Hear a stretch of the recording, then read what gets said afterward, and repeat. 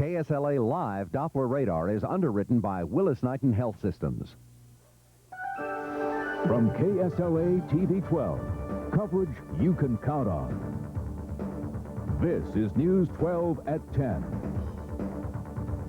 Good evening once again. Highways across the country were jam-packed today with carloads of people eager to get home after a long holiday weekend. And as you can imagine, construction along Interstate 20 created a painful stop-and-go trip near Greenwood. But as News 12's Christy Douglas reports, motorists aren't alone when it comes to dealing with the roadwork nightmare. Motorists who travel through Shreveport-Bossier may be accustomed to traffic tie-ups on Interstate 20 west of town. But now those traffic jams are now spilling over onto Highway 80, causing cars to pile up in the small town of Greenwood. We've been getting a lot of complaints about the traffic.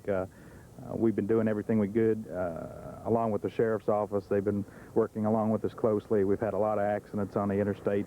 While local law enforcers are trying to ease the tensions on the road, they say motorists could help them out by simply being patient.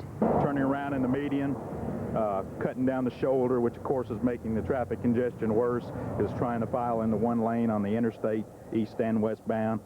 And we've handled them. We've been issuing citations, trying to keep the traffic flowing as best we can. While bumper-to-bumper traffic is annoying for many motorists, some nearby businesses are benefiting from the construction. It's going to help us a lot. They'll be more able to get through to us, and I believe it'll increase our business a lot. Business is improving, mainly because of customers like Frank Haltom, who decided to take a break from inching along the interstate. It's like backed up, it's barely moving. We got on the other Highway 80 and it's all backed up too. We just come in to get something to eat. Maybe it'll die down, hopefully. The construction is scheduled to end next fall. Some visitors say they won't be back until then. Not for Christmas. Maybe next year for Thanksgiving. Christy Douglas, News 12. Greenwood police say they've changed the time sequence at one stoplight to help ease traffic problems in the area. Well, you might as well get ready for another traffic hassle along Interstate 20, this one in Bossier City. Construction crews are gearing up to close both east and westbound lanes of the interstate to complete the Benton Road overpass project. News 12's Carolina Boyd joins us live from the scene of the upcoming shutdown to give us a heads up. Carolina? Well, Meredith, the traffic is flowing smoothly tonight here on I-20, but that won't be the case over the next 5 days. That's because all traffic in the eastbound and westbound lanes will be shut down as work crews prepare to pour concrete onto the new ramp onto the new overpass. Now, if you remember back in July of this past year, or this year actually, an 18-wheeler hit the Benton Road overpass and damaged it. Now the Department of Transportation is working to raise the bridge so accidents like that won't happen again. Now DOT has some alternate routes to use during this time. All through eastbound traffic on I-20 will be diverted to I-220 at the Interloop exit and inside the city at the Old Minden Road exit. Now through westbound traffic will be diverted to I-220 at the Texarkana Racetrack exit, and inside the city will be diverted at Hamilton Road to Barksdale Boulevard and then on to Old Minden Road. Now traffic will close each night starting at 9 o'clock, and that will stay closed until 6 in the morning, and that begins this Monday, and that will happen each night until Friday. Reporting live in Bossier City, I'm Carolina Boyd for News 12. Sounds like a traffic nightmare. Thanks, Carolina. Well, Shreveport firefighters are trying to find out what sparked a house fire in the Queensboro neighborhood. Crews were called out to Exposition and Jackson around 8 tonight. That's where they found flames shooting out of this vacant house. It took about 20 minutes to tap out the blaze. A Shreveport boy is nursing a broken leg tonight after darting out in front of a car this afternoon. The accident happened in the 7100 block of Bernstein and the King Manor apartments. Police ruled the accident unavoidable. A date with death decision should come tomorrow for convicted killer Dobie Gillis Williams. Earlier this month, Williams was granted a last-minute stay of execution to allow Sabine Parish prosecutors the chance to double-check DNA tests.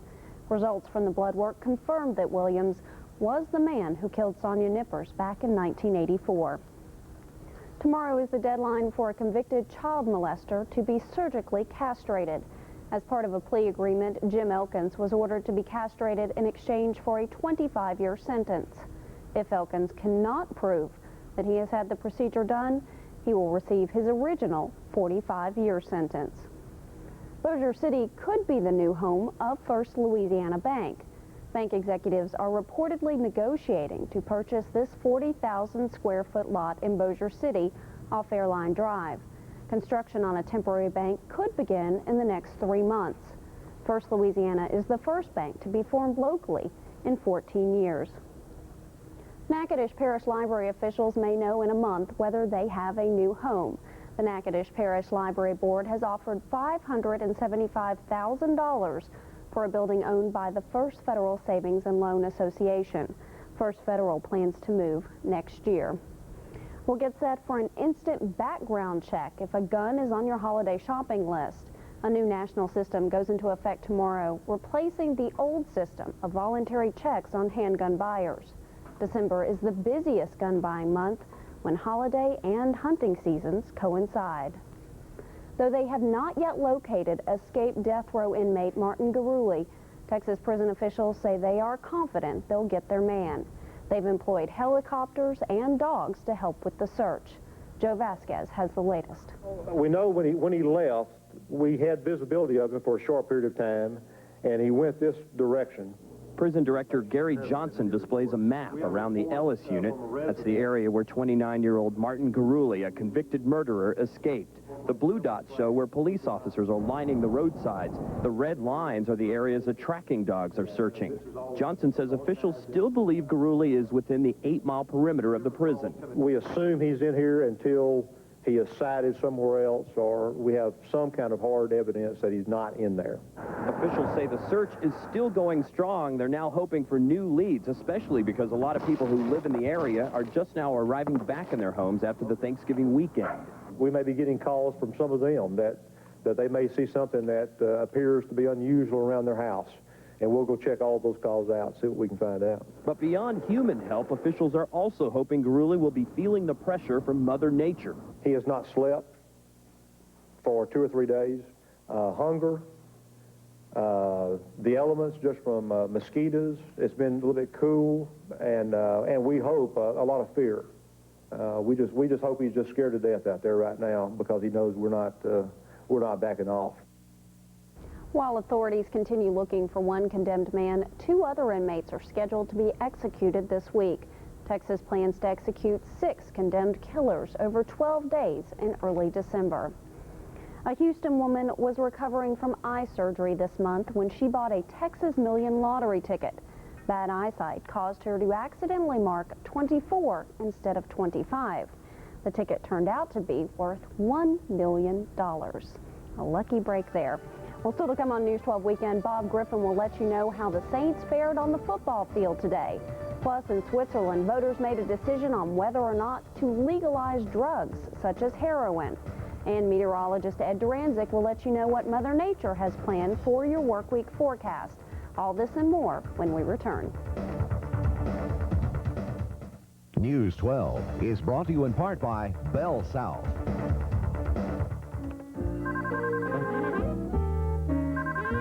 Return from Bell South.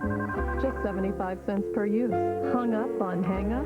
Dial *69 and get back the